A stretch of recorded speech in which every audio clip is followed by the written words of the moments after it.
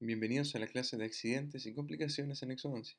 En esta ocasión vamos a revisar lo que puede pasar durante y después de una exodoncia. Vamos a dividir la clase en una primera de accidentes y en una segunda de complicaciones.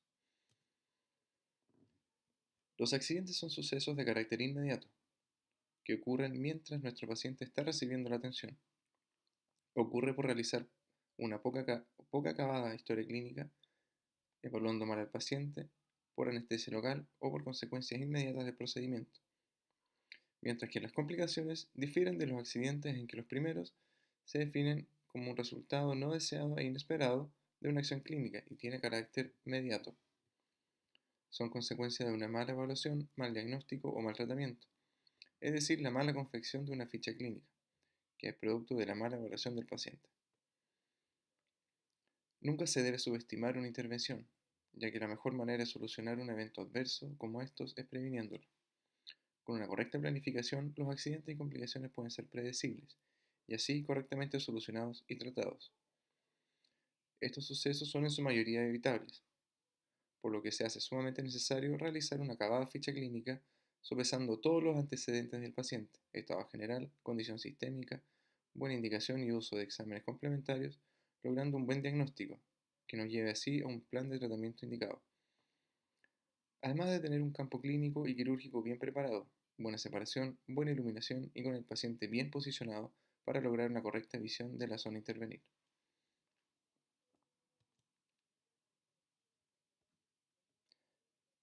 Los accidentes se dividen en relación a los dientes, los tejidos de soporte, tejido blando, la estructura anatómica o fractura instrumental.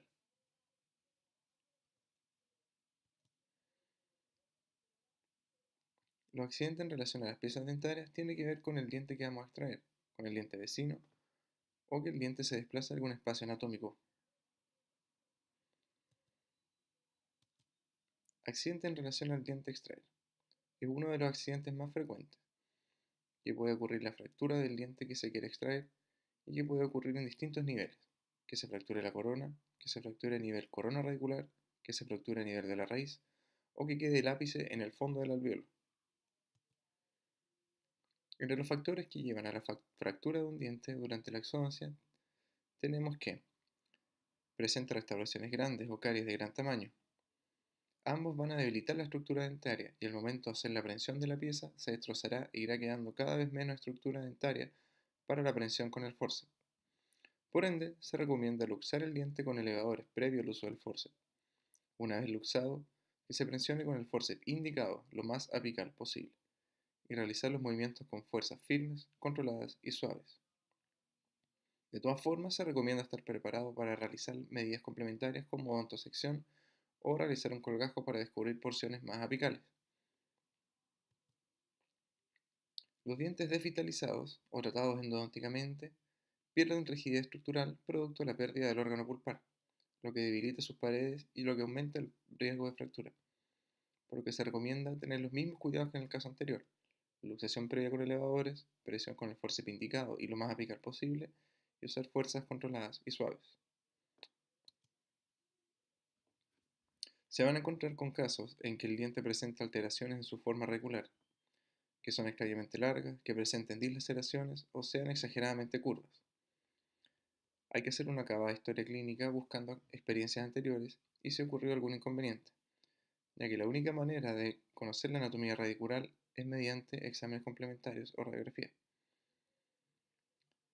Si después de los exámenes nos vemos enfrentados a estos casos, hay que ser muy meticuloso con las etapas de la exodoncia, conocerlas y ser capaz de adaptarlas al caso en cuestión, y estar preparado para tomar medidas extras. Las fuerzas que aplicamos sobre el diente pueden llevar a la fractura de este, por lo que estas deben ser controladas usando el forceps adecuado e indicado, ubicando el forceps lo más apical posible, ya que las fuerzas que se ejercerá será una fuerza tipo palanca clase 1, y al aplicalizar la presión lo más posible, acortamos este brazo de fuerza facilitando la maniobra de luxación. Además, cada bocado debe contactar en al menos dos puntos al diente, y estos deben ser congruentes con el diámetro del diente, de modo a repartir las fuerzas de la prensión en toda la superficie. Por último, los bocados y el diente deben seguir el mismo eje axial. La fractura radicular es muy frecuente durante la exodoncia. Ocurre por el descuido o no consideración de los factores ya nombrados. Siempre que se realiza la abulsión del diente, debe inspeccionarse la pieza extraída, por lo que deben conocer bien la anatomía dentaria para poder reconocer las alteraciones. Deben palpar el ápice dentario. Este debe ser redondeado y liso. Un ápice o raíz fracturados tienen bordes filosos. Si hay dudas de la permanencia de restos dentarios en el alveolo, se aconseja tomar radiografía. Si el ápice sigue en el alveolo y tienen una buena visión, se aconseja el intento de retiro. Para eso se usan elevadores finos en modo de cuña, recorriendo todo el perímetro del ápice. Además, se describe una técnica mediante el uso de limas H de endodoncia. Una vez ya luxados, consiste en que se introduce por el conducto del resto fracturado para lograr su tracción y extracción. Realizar la exodoncia del resto demanda un buen examen del sitio, por lo que se recomienda tener buena irrigación de la zona para lograr una buena visión. Es de gran importancia evaluar la relación del resto con las estructuras vecinas nobles como el seno maxilar, espacio submandibular, fosas nasales, etc. Durante la exodoncia hay riesgo de dañar otros dientes, causando daños tales como el desalojo de una obturación. Por ejemplo, si deseamos luxar el diente 4.6 de la imagen mediante un elevador, debemos tener mucho cuidado ya que las fuerzas de la palanca podrán desalojar o dañar la amalgama del 4.6. Siguiendo el mismo ejemplo, pueden causar fracturas en los demás dientes, o que estas mismas fuerzas generen la luxación de los dientes vecinos, o que sin saberlo, las raíces de los dientes estén fusionadas, provocando el daño o abulsión de ambas piezas. Las causas más comunes de daño a dientes vecinos son que usemos mal el elevador o uno no adecuado, como si usamos el elevador como cuña, el eje axial del elevador debe ser paralelo al eje del diente, y si se usa como palanca, estos deben ser perpendiculares. Como la palanca se usa el diente vecino como apoyo de la palanca, por lo general el mesial, debemos asegurarnos de no dañar este considerando restauraciones, movilidad o daños. Cuando los forceps son muy anchos y las piezas vecinas guardan relación muy íntima, al momento de realizar los movimientos de luxación, corremos el riesgo de daño. La osteotomía excesiva, al momento de optar por el uso de estos procedimientos, hay que ser muy conservador y precavido. Por ejemplo, al realizar la exodoncia a terceros molares incluidos, como es común el fresado de la zona, dañando la porción del diente punto 7. También podemos causar un traumatismo dentoalveolar sobre dientes vecinos, ya que al realizar los movimientos de tracción mediante una fuerza descontrolada, podemos golpear el diente de la arcada contraria. Por ejemplo, al sacar el diente 4.1, realizamos una tracción desmedida, podemos golpear el diente 1.1, causando una fractura coronaria, por la cual obviamente vamos a tener que responder. Puede ser también que las raíces se encuentren fusionadas con la de la raíz vecina, resultando en la exodoncia de ambas, por lo que se hace relevante el examen radiográfico. Con respecto a esto, se relata que puede realizarse la exodoncia de ambas piezas y fuera de boca realizar la odontosección y posterior reimplante del diente con su posterior y riguroso cuidados postoperatorios. Por último, cuando nos enfrentamos a la exodoncia de un temporal, la relación de que estos dientes guardan con el germen permanente mediante sus raíces puede causar daño sobre este cuando realizamos los movimientos de luxación, por lo que no se recomienda el uso de elevador y de usarlo se debe ser sumamente precavido. Así también con el acondicionamiento del alveolo, ya que el curetaje puede generar leve trauma mecánico hasta la abulsión del diente.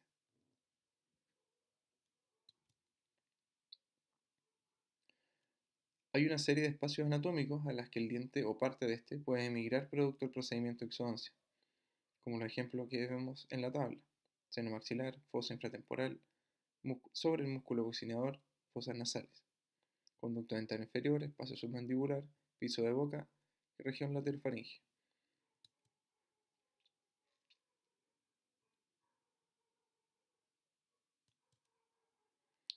El caso más frecuente es que esta pieza o parte de ella se desplace hacia el seno maxilar, pudiendo quedar derechamente en el seno, bajo la mucosa o en tejido óseo. Por lo general, la causa de esto es una falta del control de la fuerza o bien movimiento imprevisto del paciente. Se recomienda que si se logra visualizar el resto, se intente el retiro de forma cuidadosa de manera de no seguir instruyendo el fragmento. Si no se visualiza, se recomienda la sutura, antibioterapia, analgesia y explicar lo sucedido al paciente y hacer la derivación correspondiente a especialista. El desplazamiento a la faringe es una situación completamente evitable. Si el diente extraído se desplaza hacia la faringe, hay que intentar tomarlo con un instrumento que asegure su prevención por las características del ambiente bucal, que es húmedo y mojado. En el caso que el paciente trague el diente extraído, hay que esperar su expulsión espontánea por las deposiciones. Si el paciente aspira la pieza dentaria, pueden ocurrir dos escenarios: que sea con o sin bloqueo de las vías aéreas.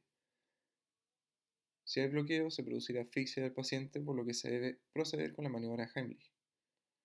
Si no hay bloqueo, se debe derivar inmediatamente al centro hospitalario para evaluar la remoción mediante la localización de esta. Los accidentes en relación al tejido óseo de soporte. Por lo general, estos accidentes ocurren en relación a los tejidos que soportan el diente y vamos a diferenciar tres: fractura de hueso alveolar, fractura de tuberosidad y la fractura mandibular. La fractura del hueso alveolar ocurre por una mala prensión con el forceps. Cuando se apicaliza demasiado la prensión, debemos asegurarnos de que el forceps no esté posicionado sobre el tejido óseo. Para esto es importante conocer y considerar la anatomía dentaria, ya que si las raíces son muy divergentes, existe el riesgo de fractura de las paredes del hueso alveolar resultando en defectos óseos importantes.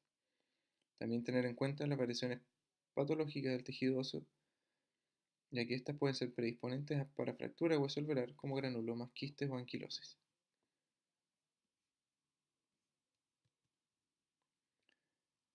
Para el tratamiento de este escenario debemos considerar la adherencia que tenga el fragmento fracturado con el periósteo. Recordemos que el periósteo tiene unas características vasculares celulares que le permiten ser un elemento osteogénico. Si el fragmento aún está adherido, lo mantendremos en posición y suturaremos la encía.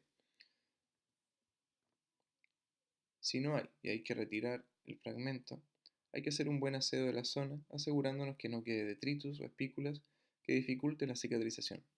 Suturamos e indicamos analgésicos y antibioterapia con posteriores controles. No se debe olvidar de avisar al paciente y explicar lo sucedido.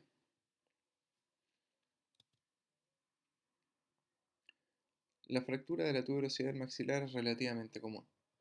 Entre las causas encontramos el mal uso del elevador junto a fuerza desmedida, uso de forceps de manera que la presión se adecua demasiado a entrar, y la anquilosis o geminación del diente extraído.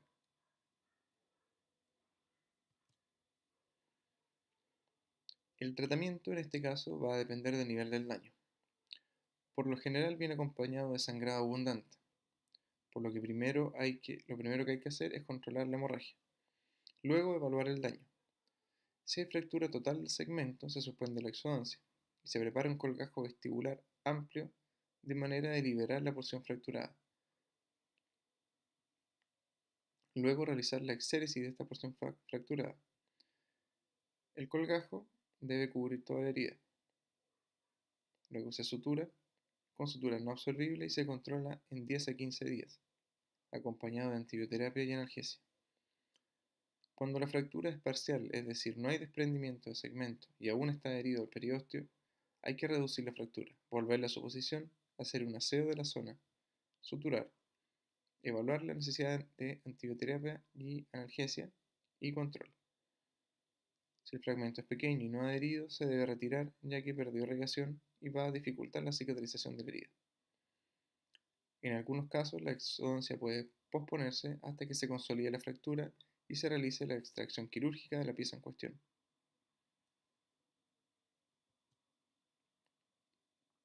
La fractura del hueso mandibular es de relativa baja frecuencia. Por lo general está relacionado al ángulo de la mandíbula y asociado a uno más de estos factores.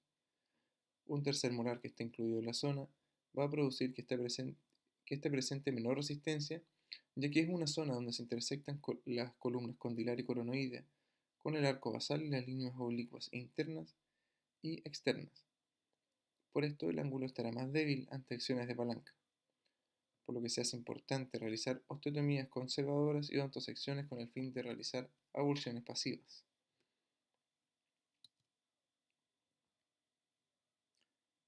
En relación a los tejidos blandos,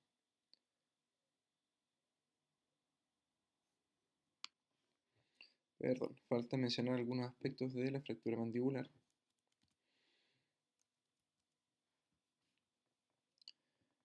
Las lesiones osteolíticas que se pueden presentar en la zona tendrán esta misma consecuencia, por ejemplo grandes quistes o tumores que puedan provocar reabsorción ósea, dejando zonas de menor resistencia.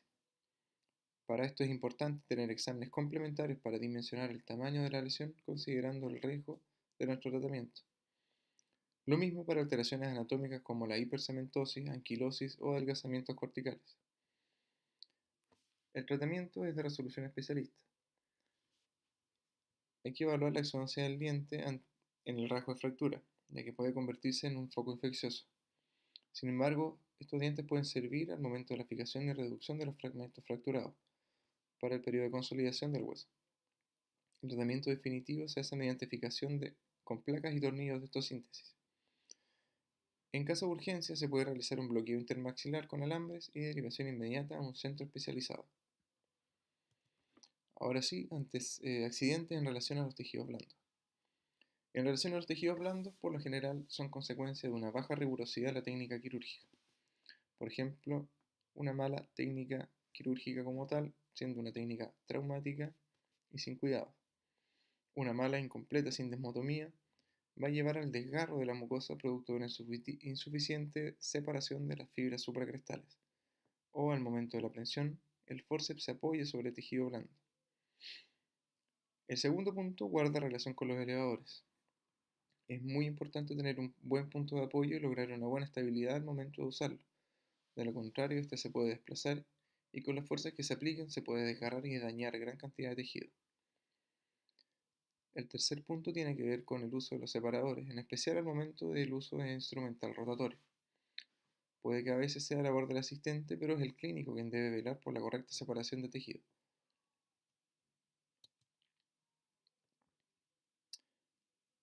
El tratamiento de la herida consiste en realizar un buen aseo y abundante irrigación, y si hay discontinuidad de tejido hay que suturar. En caso de quemaduras podemos indicar pomadas lubricantes y se debe evaluar la necesidad de colutorios desinfectantes para ayudar a la cicatrización. La analgesia y antibioterapia va a depender de la profundidad de la lesión y el tamaño del daño. Accidentes en relación a las estructuras anatómicas vecinas. Vamos a conocer la comunicación bucosinusal, accidentes sobre estructura nerviosa y accidentes sobre la articulación temporomandibular. La comunicación bucosinusal es un accidente relativamente frecuente. Consiste en la comunicación que se produce entre el seno maxilar y la cavidad bucal por medio del alveolo dentario. Las causas más frecuentes son que accidentalmente durante la luxación o la abulsión del diente generemos esta comunicación. Esto ocurre porque las corticales nasal del seno es bastante delgada y generalmente se encuentra una estrecha relación con las raíces de los molares y premolares. Por lo tanto, durante las maniobras de exodoncia es muy probable que estas corticales se fracturen generando la comunicación. A esto, súmale los eventuales procesos patológicos a nivel de los ápices que debilitarán más aún el tejido óseo.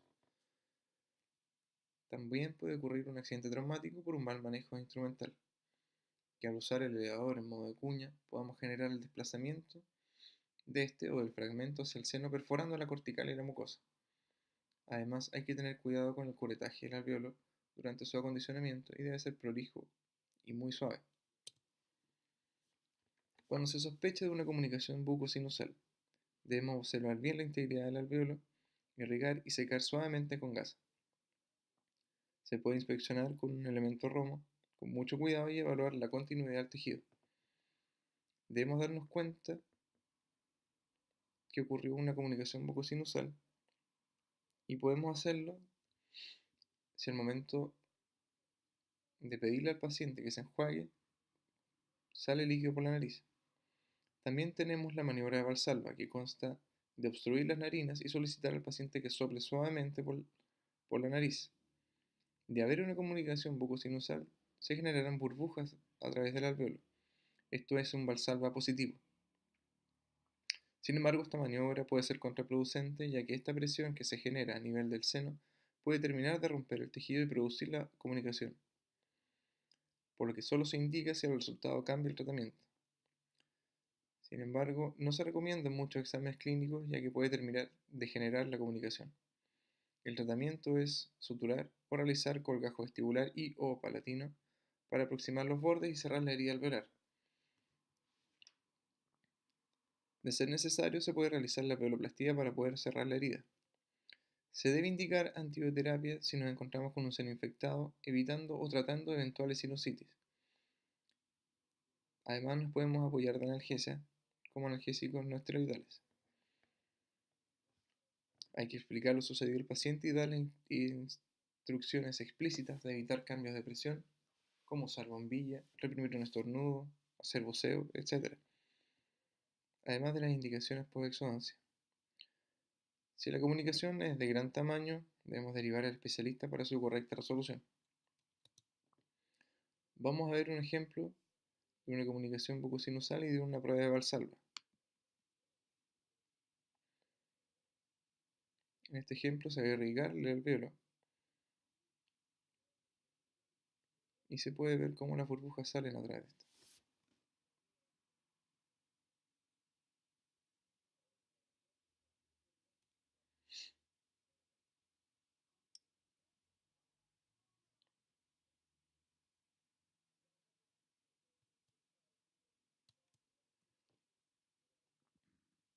Daño a las estructuras nerviosas. Con las lesiones a estructuras nerviosas hay que ser muy precavido, ya que es posible generar daños irreparables. Hay que conocer la anatomía nerviosa y respetarla, en especial aquella adyacente a los sitios de colgajo o exodoncia. Las que se dañan con más frecuencia son el mentoniano, lingual, bucal, nasopalatino y alveolar inferior. El mentoniano, durante la confección del colgajo a este nivel, en la descarga vertical se puede dañar el nervio, más aún en los rebordes disminuidos en que el agujero mentoniano puede llegar a la altura del reborde, por lo que hay que apoyarnos en exámenes radiológicos. El nervio lingual, ya que corre por la cara media de la mandíbula a la altura del trígono retromolar, durante la confección del colgajo puede ser seccionado y durante la sutura se puede ligar. En el caso del bucal y el nasopalatino suele ocurrir durante la confección del colgajo, pero ya que las zonas inervadas son pequeñas y la reinervación suele ser rápida, no se describen grandes molestias. El nervio alveolar inferior. El daño a este nervio puede ocurrir en todo su recorrido, pero es más frecuente en relación al tercer molar. Al realizar la exodoncia de este, hay que evaluar la relación que tengan. Si es muy íntima, el procedimiento puede llevar a la compresión del nervio o dañarlo durante la luxación, osteotomía o acondicionamiento al alveolo. Si vemos que es muy probable el riesgo, hay que poner de sobreaviso al paciente y conversar los pros y contras del procedimiento.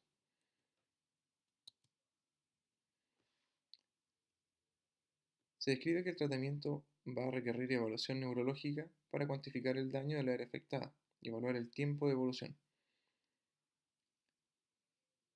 Pero pueden ser complicaciones cuya resolución vayan desde las 6 semanas hasta los 3 años.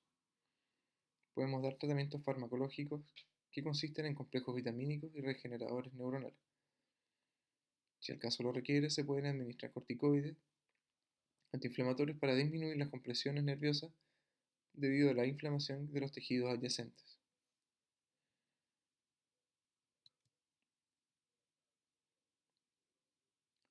Accidentes en la articulación temporomandibular. Estos ocurren por una mala estabilización de la mandíbula durante la exodoncia, junto con usar fuerzas desmedidas, o que el paciente presente hiperlaxitud ligamentaria, o que mantenga una apertura extrema mantenida. El tratamiento son la aplicación de revulsivos locales, reposo, comidas blandas y evaluar la necesidad de analgésicos no esteroidales. En el caso de una luxación, Debemos realizar la reducción de esta y posterior aplicación de calor, reposo, dieta blanda e indicación de relajantes musculares, analgesia y derivar a un especialista en caso de que el historial de luxaciones sea repetido. Este es un ejemplo de las maniobras de reducción de la luxación de la articulación temporomandibular. Debemos posicionarnos frente al paciente, situar ambos pulgares a nivel de los molares inferiores y el resto de los dedos por fuera de la boca en el borde basilar conteniendo la mandíbula con ambas manos. Primero hacer un movimiento hacia abajo, luego hacia atrás, ya que se debe sortear la eminencia articular. Una vez sorteada, se reposiciona el cóndilo en su lugar. Este posicionamiento puede ocurrir de forma pasiva o de un movimiento súbito.